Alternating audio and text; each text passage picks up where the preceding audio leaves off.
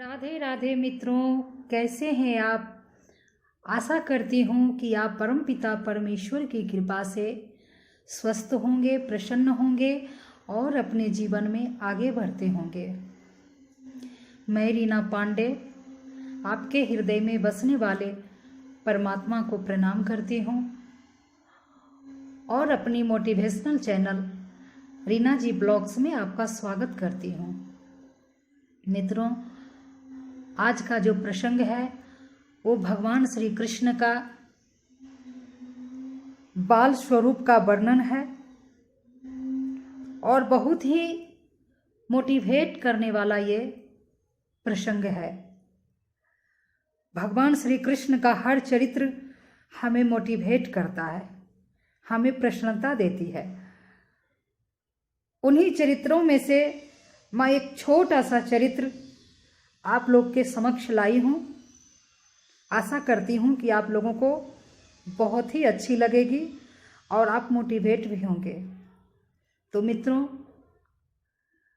आगे बढ़ने से पहले मैं आपको ये बोलना चाहूँगी कि आप प्लीज़ सब्सक्राइब करें, बेल आइकन को ज़रूर प्रेस करें, लाइक करें, शेयर करें, कमेंट में राधे राधे ज़रूर बोलें और मेरी वीडियो आपको कैसी लगती है आप कमेंट बॉक्स में ज़रूर बताएं और कुछ अगर भूल चूक हो जाए तो आप सुझाव ज़रूर दें। तो चलिए मित्रों, आगे बढ़ते हैं और मैं आपको बताना चाह रही हूँ आज भगवान श्री कृष्ण के चरित्र से। भगवान श्री कृष्ण का चरित्र बहुत ही खूबसूरत, रहस्यमय और बहुत ही मोटिवेट करने वाला इनका हर चरित्र है। मित्रों, भगवान श्री कृष्ण क्या ऐसा दिखाए अपने मित्रों को, अपने बाल सखाओं को, जिससे कि उनके बाल सखा जो है बेचैन हो गए, रोमांचित हो गए। तो मैं आपको बताने जा रही हूँ वही खूबसूरत चरित्र जो ऐसा मैं भी रियलाइज की हूँ अपने लाइफ में। तो मित्रों, आगे बढ़ते हैं। एक बार की बात है, भगवान श्री कृष्ण अपने बाल सखाओं के साथ बछड़ा चरा रहे थे। उसी में उनके बाल सखा बोले, जो मनसुखा हैं, वो भगवान श्री कृष्ण को बोले कि हे कन्हैया, तुमने ऐसा ऐसा कार्य किया है कि कोई साधारण मनुष्य नहीं कर सकता है, बड़े बड़े ऋषि भी नहीं कर सकते हैं, बड़े बड़े देवता भी नहीं कर सकते हैं, वो सभी आपने किया। देखिए मित्रों, भगवान को तुम वही कह सकता है जो उनसे बेहद प्रेम करता है। सबको तुम कहने का अधिकार नहीं है। भगवान को तो रिस्पेक्ट ही देना चाहिए, क्योंकि वो ब्रह्मांड नायक हैं। वो सिर्फ पृथ्वी का नायक नहीं है। श्री कृष्ण, श्री कृष्ण संपूर्ण ब्रह्मांड का नायक हैं। ऐसी ऐसी पृथ्वी उनके एक एक रोम में लाखों करोड़ों घूमती है, डोलती है। लेकिन मैं बता दूं मित्रों, जैसा कि मैं अपने गुरुदेव से सुनी हूं कि भगवान से जो बेहद प्रेम करता है, बेहद का मतलब जो खुद से भी ज्यादा प्रेम करता है, वही उनको तुम बोल सकता है। तो भगवान श्री कृष्ण का जो बाल सखा थे, वो भगवान श्री कृष्ण से बेहद प्रेम करते थे, अपने आप से भी ज्यादा। सखा भाव था, मित्र थे, मित्रवत भाव था, इसलिए उनको तुम कहा करते थे। तो वही बोले कि कन्हैया, मैं जानता हूं कि तुम कोई साधारण हमारे जैसा कोई मनुष्य नहीं हो, तुम देवता हो या क्या हो? मैं तो गर्गाचार्य जी से सुना हूं कि तुम भगवान हो। मैं तुम्हारा ऐश्वर्य का दर्शन करना चाहता हूं। भगवान श्री कृष्ण मुस्कुराए और बोले कि मेरे बाल सखाओं को आज मेरा ऐश्वर्य देखने का मन है,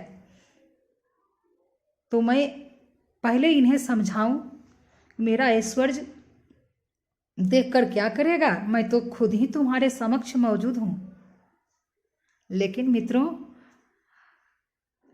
बहुत समझाए भगवान बाल सखाओं को कि नहीं नहीं, मैं तो तुम्हारे समक्ष मौजूद हूं, क्या करोगे मेरा ऐश्वर्य देख करके?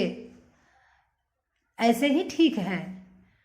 बाल सखा बोला कि नहीं नहीं कन्हैया, मुझे तुम्हारा बैकुंठ देखना है, मुझे देखना ही देखना है तुम्हारा बैकुंठ। देखूं तो जरा कि कैसा है तुम्हारा बैकुंठ। मित्रों, भगवान श्री कृष्ण मुस्कुराए और समझ गए कि मेरा बाल सखा जिद पर आ गया है, अब ये नहीं मानेंगे। भगवान श्री कृष्ण बोले कि चलो मैं दिखाता हूं बैकुंठ। मित्रों, भगवान श्री कृष्ण बैकुंठ ले गए। एक क्षण में सभी गोप सखा जो है भगवान का, वो वहां पे चले गए बैकुंठ में। अब वो क्या क्या देखते हैं कि कन्हैया गायब है। कन्हैया तो अब यहाँ है ही नहीं हम लोगों के साथ में।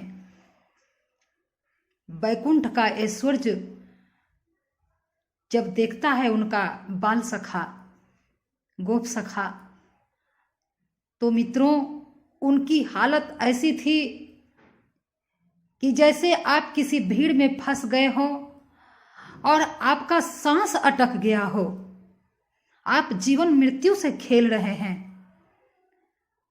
इस तरीके का अनुभव करने लगे, तड़प महसूस करने लगे भगवान के लिए। क्योंकि मित्रों, यहाँ जो श्री कृष्ण थे, यहाँ तो मित्र हैं, लेकिन जब बैकुंठ में देखे तो क्या देखते हैं कि मेरा कन्हैया तो वहां पे कमल पुष्प पर शेष सैया पर लेटा हुआ है, लक्ष्मी चरण दबा रही हैं। मित्रों, कृष्ण से शकल तो मिल रहा था, चतुर्भुज रूप भगवान नारायण का, लेकिन कन्हैया कहीं नजर नहीं आ रहा था उनके बाल सखाओं को। बस तरफ गए और उनका द्वारपाल जो है वहीं पे रोक दिया कि अंदर नहीं जा सकते हो। गोप सखा बोल रहा है कि अरे अरे मेरा कन्हैया है, मुझे मेरे कन्हैया के पास जाने दो, मेरा कन्हैया के पास जाने दो। वो सभी मित्रों रोक लिया। वो सभी को मित्रों उनके द्वारपाल जो हैं भगवान श्री कृष्ण का, नारायण का, वहाँ पे उनको रोक लिए। अब वो इतना बेचैन हो गए, बोले मेरा कन्हैया का ये बैकुंठ का ये ऐश्वर्य मुझे नहीं चाहिए, मुझे तो मेरा कन्हैया चाहिए। अरे मैं तो पृथ्वी पर अपने वृंदावन में उसको घोड़ा बना करके उसके ऊपर मैं बैठ जाता हूँ, उसका कान पकड़ के ऐंठ देता हूँ। कन्हैया हमारे मुख से मेरा जूठा खा लेता है, उसे मैं हमें चिढ़ाते रहता हूँ, उसको मैं नृत्य कराता रहता हूँ।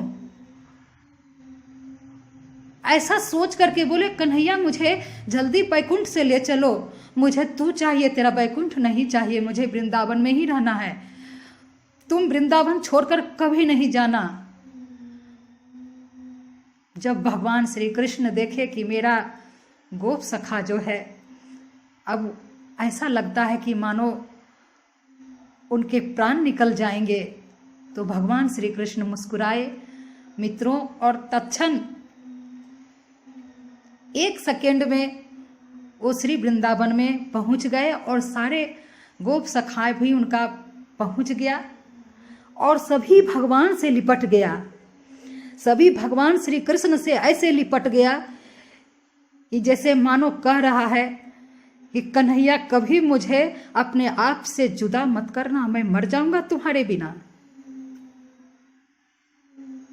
अरे यहां मैं तुम्हें घोड़ा बनाकर बैठ जाता हूं, तू मेरा जूठा खा लेता है, लेकिन बैकुंठ का ऐश्वर्य देखा मैं घबरा गया कि कभी तू छोड़ के मुझे चला आया तो मेरा क्या होगा। मित्रों, भगवान श्री कृष्ण उसी समय वचन दिए गोप सखाओं को कि मित्रों, जिस तरह से तुम मुझे प्रेम करते हो उसी तरह से मैं भी तुम्हें प्रेम करता हूँ। गोप सखाओं, मैं कभी वृंदावन छोड़कर नहीं जाऊंगा। मित्रों, सही बात है, भगवान से प्रेम करके देखो। भगवान श्री कृष्ण अपना ऐश्वर्य दिखा करके अपने गोप सखाओं को ये मोटिवेट किए कि जिसको ईश्वर से प्रेम होता है उसको ऐश्वर्य नहीं चाहिए होता है, उसे तो केवल ईश्वर ही चाहिए, उसे तो केवल भगवान ही चाहिए। मित्रों, ऐसा ही मेरे साथ भी हुआ। जब मैं बद्रीनाथ गई थी तो वहाँ पर लाइन लगना पड़ा बद्रीनाथ नारायण का दर्शन करने के लिए। वहाँ घंटों लाइन लगना पड़ता है। उतना यात्रा करने के बाद, उतनी लंबी यात्रा करने के बाद बद्रीनाथ जब आप जाइएगा तो वहाँ पे लाइन लगाना पड़ता है। कोई कोई तो वहाँ मूर्छित भी हो जाता है, कोई कोई के साथ ऐसा होता है।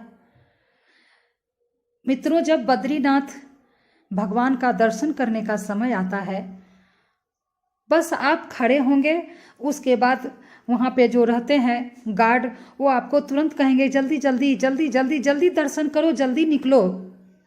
मित्रों, वही फील, जिस तरीके का फील सारे गोपी लोग वहाँ पर किया, सारे गोप सखा किया भगवान का बैकुंठ में, वही फील मुझे बद्रीनाथ में हुआ कि मैं अपने ठाकुर जी को, अपने लड्डू गोपाल को अपने घर में जैसे चाहूँ, जब चाहूँ उनका दर्शन करती हूँ, जब चाहूँ भोग लगाती हूँ, जब चाहूँ बातें करती हूँ।